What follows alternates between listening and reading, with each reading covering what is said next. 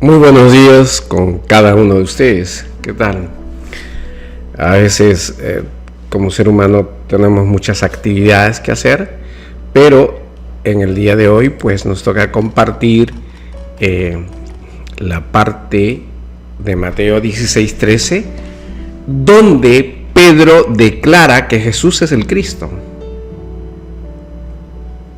Y leemos: al llegar Jesús a la región de Cesarea de Filipo, preguntó a sus discípulos diciendo: ¿quién dicen los hombres que es el Hijo del Hombre? Ellos dijeron: unos Juan el Bautista, otros Elías, y otros Jeremías o alguno de los profetas. Él les preguntó: ¿y vosotros? ¿Quién decís que soy yo? Respondiendo, Pedro dijo: tú eres el Cristo, el Hijo del Dios viviente. Entonces le respondió Jesús: bienaventurado eres, Simón, hijo de Jonás, porque no te lo reveló carne ni sangre, sino mi Padre que está en los cielos. Y yo también te digo que tú eres Pedro, y sobre esta roca edificaré mi iglesia, y las puertas del Hades no la dominarán. Y a ti te daré las llaves del reino de los cielos. Todo lo que ates en la tierra será atado en los cielos, y todo lo que desates en la tierra será desatado en los cielos. Entonces mandó a sus discípulos a que a nadie dijeran que él era Jesús, el Cristo. Dada la importancia de este pasaje, vamos a dividirlo, la exposición, en dos partes, ¿de acuerdo? Para ver lo que nos interesa, el problema crítico de su autenticidad. Jesús, en su ruta en la región de Tetrarquía de Filipo, probablemente siguió el curso del Jordán. Lo atravesaba, pues, en su curso anterior, junto a un pequeño lago de Jublet, que es una llanura de singular fertilidad. La capital de Tetrarquía era en honor a Augusto, ¿de acuerdo? Y tenía una distancia más o menos de Betsaida de 40 kilómetros, lo que significa un largo día de camino.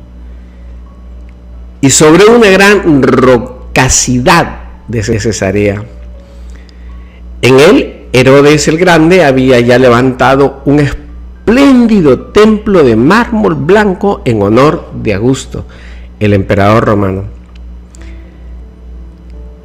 Se ha descrito a los apóstoles que allí, en medio del camino, mudos en un silencio elocuente, con los ojos fijos en el templo de Augusto, que dominaba toda la ciudad, es posiblemente donde Jesús hubiese utilizado la vista de la roca del templo para exponer la nueva roca sobre la que la iglesia o su iglesia de él se va a edificar. Porque recuerden que Jesús es el maestro, y eso no lo podemos olvidar. Jesús es el único maestro, y él tiene un sentido pedagógico extraordinario de enseñarnos las cosas. Por eso, evangélicamente, la escena localizada en el camino, cuando se dirige Jesús con los suyos a la región y aldeas de Cesarea de Filipo, en un lugar solitario, cuando estando con los discípulos hacía oración. Le gusta destacar la oración de Cristo en otras escenas, ¿de acuerdo? Y esto es importante porque Jesucristo es un hombre de oración y nos enseña que la oración es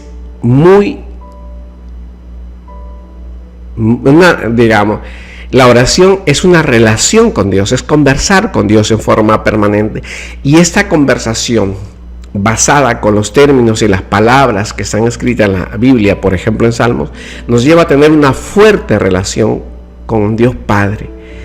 y sujeto a la relación Padre, y sujeto a la relación con Dios Padre, nos libra de toda angustia. Nada nos falta, todo lo tenemos, porque Él hace maravillas en nosotros, pone a un ángel que nos cuide y nos proteja. Y hay muchas más cosas que tiene la oración.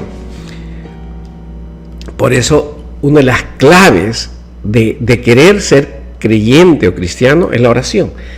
Si no estamos en una oración constante y permanente, como dice la Escritura, orar sin cesar, no vamos a llegar a las cosas de Dios. Es imposible, porque es mediante la oración que logramos comunicarnos con Dios Padre, y por lo tanto, si logramos comunicarnos con Dios Padre, estamos nosotros camino al cielo. La interrogación y la respuesta de Pedro. En este lugar, ¿qué soy yo? ¿Quién dice la gente que soy yo? Por supuesto que Jesús, por su conocimiento sobrenatural, Él sabía. Pero Él quería que le digan sus apóstoles para volver a enseñarles y a aclarar todo. Porque recuerden, está diciendo, la primera pregunta es, ¿qué piensan la gente, el común y corriente, de Jesucristo? Es como si usted saldría en este momento a un colegio de educación primaria, secundaria o universitaria, o a un centro de estudios académico cualquiera, y preguntaran, oye, ¿quién es Jesucristo? O tu vecino, ¿quién es Jesucristo? O el que está haciendo la cola de la gasolina contigo, ¿quién es Jesucristo? Por eso le está preguntando a ellos, ¿quién o qué piensan la gente de Jesús? Y acá vamos a ver que este es un procedimiento común para que nosotros escudriñemos mejor las Escrituras. Porque nos está diciendo, vamos a escudriñar juntos con los apóstoles qué piensa la gente de Jesús. Tenemos que tener como antecedente algo importante acá, que los apóstoles tenían mucho contacto con las personas, porque eran a quien en primer lugar buscaban antes que a Jesús. Ellas eran, digamos, el medio para llegar a Jesús. Y a causa de la predicación y los milagros que hacía Jesús, entonces ellos tenían una impresión o tenían un concepto de nuestro Señor Jesucristo. La que recogieron eran estas.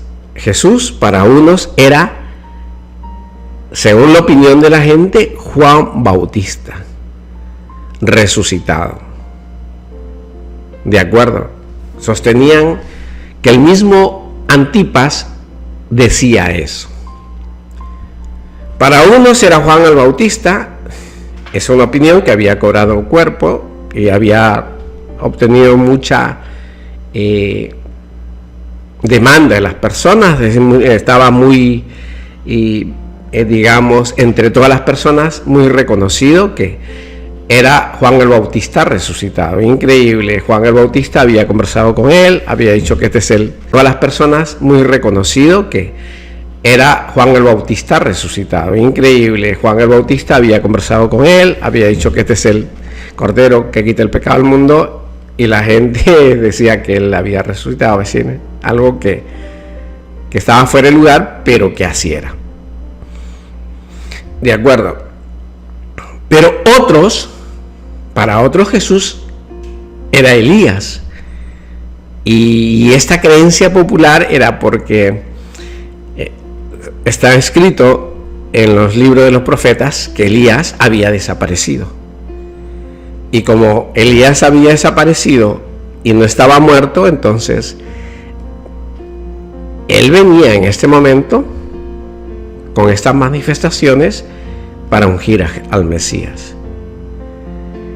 Y aunque esta teoría pareciera válida es que Jesucristo dijo que tanto amó Dios al mundo que envió a su único Hijo a salvar a los hombres llenos de pecado. Y Elías no es el único hijo de nuestro Señor Dios Padre. Es un hombre con grandes manifestaciones de poder, sí, pero es un hombre. Por último, sin saber a ciencia cierta quién sea, para muchos era algún profeta de los antiguos, como por ejemplo Jeremías. El poder milagroso de Cristo que los hacía creer en la resurrección de un muerto. Porque estas personas estaban ante una persona que causaba un impacto, y lo que escuchaba pues hablaba de él. ¿De acuerdo? Entonces, no deja de extrañar que los apóstoles no citen, tomando la opinión de la gente, ¿de acuerdo?, que él fuese o pudiese ser el Mesías. Es decir, la gente no pensaba que él era el Salvador del mundo, porque recuerden que también los fariseos y los saduceos no les interesaba esto. Como actualmente tampoco hay a muchas personas que no les interesa saber quién es él. ¿De acuerdo? Por esto, después de oír lo que la gente pensaban de Jesucristo, que era un profeta, se dirige a los apóstoles para preguntarles abiertamente qué es lo que, después de tanto andar con Jesucristo, después de haber caminado con Jesucristo 2 años, y que han visto, escuchado y todo lo demás, su doctrina, y han visto la conducta de Jesucristo, hacer milagros, que han visto en momentos trascendentales, y les fuera preguntado: ahora, muy bien, quiero saber de ustedes qué opinan de mí. En los 3 evangelios nos dicen que la respuesta que haya podido tener esto solo recoge las respuestas que se dirigió de Pedro, porque recuerden que él está preguntando: y ustedes a los 12, ¿qué piensan de mí? Y por supuesto que pudieron haber respondido todos, pero lo que interesa dentro de la enseñanza que nos está dejando Cristo es que solamente le interesa la respuesta que da Simón Pedro. ¿Por qué? Porque solamente él está anunciando algo que viene de lo alto, algo que se está dando de una manera real y que no puede ser producto del entendimiento, del conocimiento, de la vigilia, del ayuno, sino es algo que solamente viene dado de Dios Padre. Y dice: tú eres el Cristo. ¡Wow! Tú eres el Cristo. ¿De acuerdo? Entonces, tú eres el Cristo.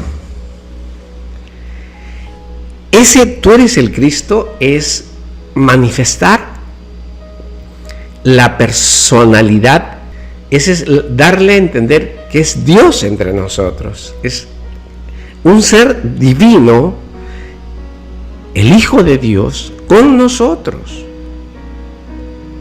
¿Ven? Por eso dice a Pedro: esto no te fue revelado ni por carne ni por sangre. Porque esta es una confesión que no viene producto de un razonamiento o de un estudio. Esto es producto de lo que viene solamente por revelación de Dios Padre. Y en esta primera parte, Pedro confiesa la mesiandad de Jesús. Y es admitida ahí. Por esa razón, esto es lo que Él está diciendo, tú ahí. Por esa razón, esto es lo que Él está diciendo, tú eres el Cristo. Nos está exponiendo a toda la humanidad esta cosa tan extraordinaria que Él es el Cristo. ¿De acuerdo? Él es el Cristo. Ahora tenemos nosotros que seguir, y tenemos que seguir porque no solamente es la manifestación de Pedro que confiesa vía revelación de lo que el Padre ha puesto en el corazón, en la inteligencia y en la mente de Pedro, que Jesús es el Hijo de Dios, es el Cristo. Viene la segunda parte, ¿de acuerdo? Donde Pedro le dice muy bien, tú has sido, o tú eres, disculpa, porque eso tiene un importante valor de decir, a ti hay que adorarte. Por eso nosotros tenemos que servirte a ti. ¿De acuerdo? Porque la divinidad de Dios no solamente es una cuestión histórica, como está partida la historia de la humanidad antes de Cristo y después de Cristo. Tenemos que ver toda la perspectiva que hay acá. No solamente, repito, desde el punto de vista histórico, tú eres el Hijo del Dios viviente. No, porque no solamente termina ahí. La divinidad de Cristo está en que nos está enseñando una verdad que es incorruptible, una verdad que es fiel, una verdad que es digna de seguir, una verdad que es digna de imitar, una verdad en la cual nosotros debemos andar. Porque si es el Hijo de Dios y está con nosotros enseñándonos, entonces nosotros tenemos que seguirle. Ahora, no solamente es una cuestión de redacción, sino hay que ver todo el asunto de la vida que tiene, porque si es Cristo el Mesías, el Salvador, es que hay vida en él. Por eso nosotros tenemos que entender que todas estas partes que están pasando y en los numerosos pasajes que tenemos y que tenemos que entender, aparte de los grandes términos y estudios de la lengua y de la forma de expresar aramaica, que es todo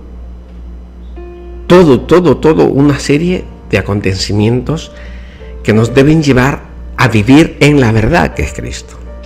Todo una serie de acontecimientos que nos deben llevar a vivir en la verdad que es Cristo. Por eso Jesucristo le dice, Simón, hijo de Jonás, que es una forma aramea de responder, de identificarlo, porque no está dándole un diminutivo, sino lo está identificando con un sobrenombre. Por eso la felicitación que hace Jesús a Simón es porque esta confesión no se la revela ni carne ni sangre. Es una expresión sumamente frecuente, una forma de decir, mira, esto te lo dio Dios, esto te hace un hombre bienaventurado, porque Dios por alguna razón, dentro de su inteligencia, te está dando una grandeza extraordinaria. Te está dando a entender un misterio extraordinario, que es la revelación que viene dada por el Padre Celestial. Imagínate que Dios converse contigo, que Dios dialogue contigo, es extraordinario. Por eso, si usted anda en oración, tiene las señales claras. Y cuando el Padre que está en los cielos, el Padre, nuestro Señor Jesucristo, converse con alguien, ustedes tienen que hacer exactamente de acuerdo a la Biblia. No puede venir alguien, yo conversé con el Padre y me dijo un tema fuera del contexto de la Biblia. Eso no es de Dios. Dios siempre nos va a hablar dentro del contexto bíblico. Y si nos va a hablar personalmente es para corregirnos dentro del contexto bíblico, porque justo no hay ni uno. Entonces lo que va a llamar es a corregirnos. La corrección es vital en el ser humano para poder alcanzar la justicia y la divinidad. Por eso, en este pasaje, cuando se incluye la certeza de la revelación del mesianismo, es porque hay una divinidad. Jesús es un ser divino. Es el Hijo del Dios viviente, el Padre de nuestro Señor Abraham, Isaac y Jacob. ¿Cuándo y en qué forma? No se dice. Pero es todo un proceso esto, donde hay obras y enseñanzas de Cristo. Pero en este momento se está proclamando aquí una manifestación sobrenatural. ¿De acuerdo? Una manifestación sobrenatural. Y al tener esta mano de Dios a los pequeños, nos ha sido dada después de la confesión de Pedro, reconociendo que Cristo solo es el Mesías, no hay más, no recoge ninguna otra alternativa. Por eso son las felicitaciones a Pedro, ¿de acuerdo? A Pedro. Entonces, el Señor, ¿qué le dice? Volviéndose a Simón, le dice: tú eres Pedro. Y en el griego dice Pedro, que es Petros. Y Petros sigue dándose en el latín. Pero Petros es una palabra griega que el autor del Evangelio de Mateo lo manifiesta como Petros, ¿de acuerdo? Y eso también tiene origen en las lenguas arameas. Y eso uno lo puede verificar en diferentes versículos de la Biblia, como 1 Corintios 1:12, 1 Corintios 2:22, 1 Corintios 9:5, etc. Y tú eres Simón, tú eres Pedro, y se junta a lo que dice Santiago. Pedro y Juan son las columnas de la iglesia, pero el fundamento es Cristo.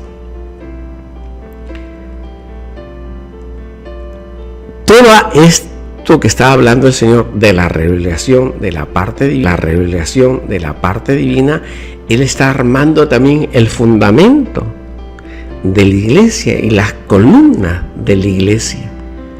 Por eso es trascendente todo esto que estamos compartiendo. Por eso preguntó: ¿quiénes son ellos? ¿O quién creía la gente que era Cristo, Jesús? Y luego les pregunta a ellos, porque ellos van a ser fundamento al igual de la iglesia, pero el único fundamento verdadero es Cristo. La roca es Cristo, la piedra angular es Cristo. Y sobre esta roca vamos a sostenernos todos, basados ¿en quién? En las columnas que son los apóstoles. Pero no termina ahí, porque esta es una enseñanza muy grande. También dice que el Señor declara la impotencia de los seres malignos, de los ángeles caídos, de quien sea, del Hades. Dice que ni las puertas del infierno podrán contra su iglesia. Por eso, hermanos, cuando vienen que tenemos un enemigo y nosotros lo que debemos decir que le hemos mostrado que lo podemos vencer, no, es Cristo el que ha dicho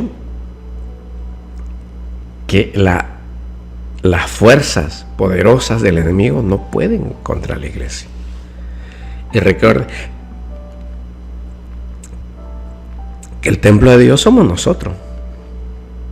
No es la organización ni el templo hecho de material con cemento y ladrillos. Eso no. Está diciendo que contra usted, si es el cuerpo viviente, el templo viviente de Jesucristo, las puertas del infierno no podrán contra usted.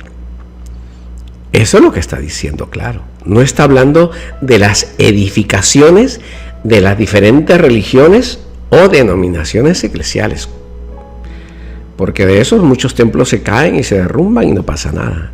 Es lo material. Acá está hablando de una cosa espiritual. Por eso dice, estas puertas, dice, del infierno, ¿de acuerdo? Dice el Hades, ¿de acuerdo? No podrán darnos a la muerte, porque el creyente que es parte de esta iglesia del cuerpo de Cristo se halla en una situación de inmortalidad. Por eso el Señor nos ha regalado don de fe, don de conversión, para ser firmes en la obediencia y firmes en la confianza de Dios. Esto es fácil, es constancia, es disciplina, es práctica, es hacer la palabra de Dios las 24 horas del día, a pesar de cualquiera que sean las circunstancias que nos toca vivir. ¿De acuerdo? Por eso nosotros no tenemos que bajar la guardia en la oración, la de la Biblia, en la práctica de la palabra de Dios, porque estamos siendo nosotros amortiguados, protegidos. ¿Por quién? Por el Eterno, por Jesucristo nuestro Señor. ¿Sí? Por eso, vuelvo a repetir, estas puertas del Hades, que significan el infierno, que significan de otra manera el reino del mal, ¿de acuerdo? El reino del mal, que tiene muerte para los que siguen el mundo, no pueden, así sean los más activos y los más hostiles contra nosotros, no pueden, porque nosotros tenemos la protección de Jesucristo, que es nuestra cabeza. Por eso las puertas no prevalecen contra la iglesia. Las puertas quiere decir la actividad y lucha hostil que tienen los enemigos de los creyentes, de los hijos de Dios. Estas puertas no pueden prevalecer contra nosotros. Por más dura batalla que nos den, no van a poder, porque nuestra cabeza es Cristo. Y Cristo es dueño del mundo, es la potestad sobre potestades. No hay nadie que nos pueda separar del amor de Cristo. Por eso, repito, no pueden las fuerzas del enemigo prevalecer contra nosotros. Esta lucha, estos ataques que nos van a dar, son fuertes. Son fuertes los ataques. Pero Dios es nuestra fortaleza. Y Él está declarando que las puertas del Hades, ¿de acuerdo?, no van a superar, ¿de acuerdo?, no van a superar en su lucha, así vendieran 10,000 de ellos contra uno de nosotros. Porque nosotros estamos sujetos a la roca, a la piedra angular que es Cristo. Y no puede superarlo, porque es Cristo un ser divino. Cristo es Dios. Los demás son seres creados. Los enemigos, los demonios, son criaturas creadas y no van a poder con Jesucristo jamás. Jamás, porque son criaturas. Son seres creados. Pero que sí hay una lucha fuerte del reino infernal para tratar de vencer a la iglesia, sí, pero este está firme, este está estable, porque está construida sobre una roca, porque está construida sobre una roca fuerte que es Jesucristo. Jesucristo es nuestro Señor. Repito, esto no es cuestión de pastores, sacerdotes, diáconos o apóstoles. Esto es el fundamento que es Cristo. Y nosotros somos parte de la iglesia, nosotros, este es nuestro cuerpo, somos el cuerpo de Cristo. No dice que el edificio es el cuerpo de Cristo, dice que nosotros somos el cuerpo de Cristo, nosotros somos la iglesia de Cristo. Y por eso nosotros no podemos ser vencidos por el enemigo. Por eso el Señor dice, resistid y el enemigo huirá, se irá. Volverá luego, tal vez con más fuerzas, tal vez con más demonios, sí, pero tú debes, al igual que yo, sostenernos firmes en la oración, sostenernos firmes en la meditación, sostenernos firmes en el ayuno, sostenernos firmes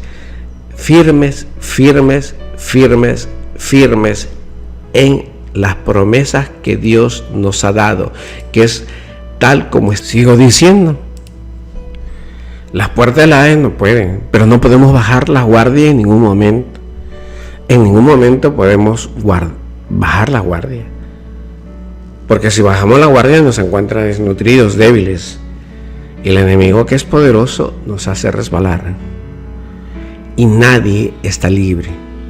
Ahora, este reino infernal o del Hades no va a vencer a la iglesia, porque la iglesia está constituida firmemente en la roca de Cristo. Pero no podemos bajar la guardia. Los que estamos en Cristo no podemos bajar la guardia. Todo el camino, adorarle, rezar, orar, meditar, reflexionar, hacer ayuno. Tenemos una promesa más que dice que es atar y desatar sobre todo lo que está en la tierra. De forma automática se va a hacerlo en el cielo. Lo que ates en la tierra será atado en el cielo. Lo que desates en la tierra será desatado en el cielo. Porque para las cosas de Dios funcionan automáticamente. ¿De acuerdo? Tenemos que ver que las expresiones atar y desatar, ya que se usan en el Antiguo Testamento como términos técnicos de literatura rabínica, ¿de acuerdo? Y en el Nuevo Testamento declarar lícito o ilícito una cosa, para no confundirnos. Atar o desatar para no entrar en cosas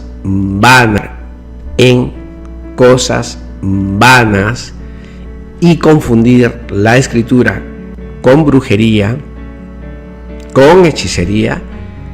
Los términos de atar y desatar es declarar lícito o ilícita una cosa. Por eso lo que tú ataras en la tierra, lo que tú declaras lícito acá en la tierra, lo estás declarando lícito en el cielo. Por eso el Señor dice, lo que tú dices malo y es bueno, automáticamente le estás diciendo en el cielo. Está anotándose en un librito, por decirlo así, para entendernos como un poco como niño. Está diciendo, mira, a lo malo lo estás llamando bueno, y a lo bueno le estás llamando malo. Estás haciendo cosas ilícitas llamándolas buenas, y ilícitas llamándolas buenas. Y eso automáticamente todo lo que haces está haciendo en el cielo. Atar significa lo que es lícito. Desatar lo ilícito. ¿Ve? O si gustas de otra forma. Pero atar y desatar, si lo entiendes más, ¿de acuerdo? Es hacer las declaraciones lícitas o ilícitas. Y nosotros tenemos que por eso ser muy estudiosos de la Biblia para saber cómo manejar estos verbos de atar y desatar, para no cometer errores, porque se cometen errores por más que digan yo soy el pastor que he estudiado 80 años teología, que no sé, pues he trabajado mucho con la parte de la exégesis bíblica, bla, bla, bla, bla, bla, y todo lo demás queda en bla, bla, bla, porque ante Dios tenemos algo bien claro, que Él dice que solamente entrará al reino de los cielos el que hace la voluntad del Padre. Y la voluntad del Padre, por más que lo quieran, señores teólogos, no está en la exégesis, no está en la teología, está en la palabra de Dios. ¿De acuerdo? Está en la palabra de Dios. Y si no nos volvemos a la palabra de Dios, vamos a tener serios problemas. Ahora, vamos a complementar algunas cosas. El Señor Jesús quiere afirmar la fe de sus discípulos. Y para poder afirmar la fe de sus discípulos y evitar errores de otros, pregunta por ese hombre que es el Hijo del Hombre. Esto es un sentido pedagógico, repito, para ponernos las cosas bien claras, para ponernos en auto bien claros y alejar espíritus malos sobre estas opiniones y cometer errores. Por eso es puntual, es abierto. ¿Quién dice las personas que soy? Esa es la pregunta. Cristo no está preguntando a cualquiera, le está preguntando a sus discípulos para que tengamos bien claro nosotros las respuestas. Es para nosotros, para tener bien claro. Porque en esos tiempos hay muchas divisiones, como hoy en día hay muchos hombres que se meten a investigar y quieren trastocar el Evangelio de Cristo de otras maneras. ¿De acuerdo? Recuerden la palabra de Dios: mi pueblo yerra por darnos íntegro. Y no decir mi pastor, no, déjalo a tu pastor en un lado, que él no te salva. Hermanos, que Dios nos abra el entendimiento. Los pastores nos salvan, los sacerdotes nos salvan, el Papa no salva. El que salva es Cristo. Entendamos. De una vez metámonos en la mente y en la cabeza nuestro entendimiento y hagamos caso a Jesucristo, el que hace la voluntad del Padre, el que hace. No está diciendo lo que predica el sacerdote, lo que predica el pastor, está diciendo el que hace la voluntad del Padre. Y si no hacemos la voluntad del Padre, vamos a ser condenados. Por más que vayas al templo todos los días, por más ayuno que hagas, por más vigilias matutinos o como le llamen ellos, no vamos a entrar al reino de los cielos. Vamos a entrar solamente si tenemos comunión con el Padre y si hacemos la voluntad del Padre. Y eso no se enseña en las iglesias evangélicas. Por más que digan que sí, no lo hacen. ¿Quieres ser cegado y estar ciego? Pues sé ciego. Pero es tu decisión que estás haciendo y desobedeciendo lo que dice el Evangelio. Tienes que ser obediente a Cristo, obediente a Dios y mantenerte firme en su confianza. Porque si no, no vas a lograr el reino de los cielos. Porque hay algunos que ya no tienen a su pastor como si fuera Dios. Yo puedo dar testimonio de un hombre que adora a su pastor. Es más, ese pastor le robó, le estafó a su hija y no le importa lo que ese pastor hizo con su hija. Y lo sigue venerando porque según él es ungido de Dios. ¿Y desde cuándo un ungido de Dios puede estafar, robar, mentir, engañar, delinquir, hablar mal, murmurar? No sé. Pero según la Biblia no lo está, así que ese pastor está mal y ese hombre que defiende a su pastor está mal. A su tiempo Dios lo juzgará. ¿Y cómo se defenderá, Señor? Por eso tenemos que entender que Jesucristo es el Maestro y Él nos ha dicho: el que haga la voluntad del Padre entrará al reino de los cielos. Por eso tenemos que esforzarnos, porque no hay quien más. No hay ningún pastor que nos va a estar motivando constantemente. Somos 8 billones de personas. Este es un trabajo que tenemos que hacer todos juntos. Por eso dice: una sola iglesia, una sola fe, un solo bautismo, un solo sentimiento. No dice varios Y las iglesias evangélicas están más divididas que rompecabezas de 1000 figuras, divididas y confrontadas. Y no queremos entender que la palabra de Dios está en la Biblia, no confrontadas. Y no queremos entender que la palabra de Dios está en la Biblia, no en la boca del pastor. Como seres humanos nos equivocamos, hermanos, y al único maestro que tenemos es Cristo. Por eso viene la oración, por eso viene el ayuno, por eso vienen las vigilias, por eso viene la reflexión y el escudriño, por eso viene la oración en la mañana, al mediodía y en la noche, y no podemos ni debemos bajar la guardia. Es decir, no debemos dejar de hacerlo. Tenemos que estar en práctica constante, porque el enemigo y las fuerzas del Hades no pueden contra nosotros. Pero si yo dejo a Cristo, dejo de estar en la roca, pues ahí sí, porque ya no estoy dentro de Cristo, estoy fuera de Cristo.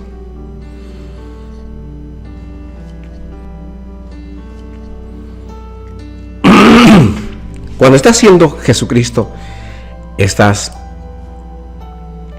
enseñanza, no le dice, ojo, no dice, ¿qué dicen los escribas de mí? ¿Qué dicen de mí los fariseos? No está diciendo. La pregunta es concreta, ¿qué dicen los hombres de mí? Investígame, coméntame, ¿qué dicen de mí? ¿De acuerdo? Le está preguntando porque él sabe ya qué opinan los fariseos y los escribas a él. Sabe que son gente maliciosa, saben que es gente que está utilizando la palabra de Dios para hacer lo malo, no para hacer lo bueno. El Señor es claro. ¿Qué dicen los hombres? ¿Quién es el Hijo del Hombre? Quiere que ellos, que los de tanto que han conversado con tantas personas, con miles de personas que estamos acá atendiendo, ¿quién es Él? Y efectivamente, quería saber, para que ellos lo tengan claro. Por eso, la segunda pregunta que les haces, ¿qué opinan ustedes, mis discípulos, sobre mí? Porque nos está llevando a aclararnos un tema que hasta ahora, si uno escucha History Channel, si uno ve Discovery Channel, si uno ve otros programas, hablan cada cosa sobre Cristo que nos lleva al error. Y Él ya dejó claro en su palabra quién es Él. Por eso está diciendo qué opinión tienen ellos y ustedes sobre mí. Para que no quede nada oculto. Y la confesión de Pedro es clara: tú eres el Cristo. Tú eres el Cristo. Y con eso le está diciendo: tú que acabas de definir mi divinidad, no te la reveló el hombre, no te la reveló tu pastor, no te lo reveló tu hermano de la iglesia, no te reveló el sacerdote, no te hicieron un ritual. Te la está revelando Dios Padre. Entendamos, estimados, amados en Cristo, si tú la tienes clara y la has comprendido en tu mente y en tu corazón, es porque Dios Padre te la acaba de revelar. Y entonces vives y vivamos según esto. Reitero, volvemos a insistir. ¿Quién dicen los hombres que soy yo? ¿Quién dicen que es el Hijo del Hombre? ¿Los hombres que soy yo? ¿Quién dicen que es el Hijo del Hombre? Ojo, que esto no lo está haciendo Jesucristo por vanidad. No lo está haciendo por una simple vanidad o para observar qué hay en el Antiguo Testamento o qué dicen los hebreos sobre Adán. No. Por eso, cuando está acá, hay cosas que pueden darse como que se equivocó. Bueno, reitero que a veces es muy reiterativo, pero para tener las cosas bien claras. Porque tenemos que darnos el cuento del contexto de las palabras. ¿De acuerdo? Por eso es las preguntas que es bien clara. ¿Qué opinan la gente? ¿Y quiénes dicen ustedes que soy yo? ¿De acuerdo? Porque más o menos podemos decir bien claro, la gente que no tiene el conocimiento, tiene una opinión mundana, pero ustedes que son los llamados a ser hermanos de Cristo, ¿qué opinión tienen de mí? Y eso lo debemos de tener nosotros muy claro.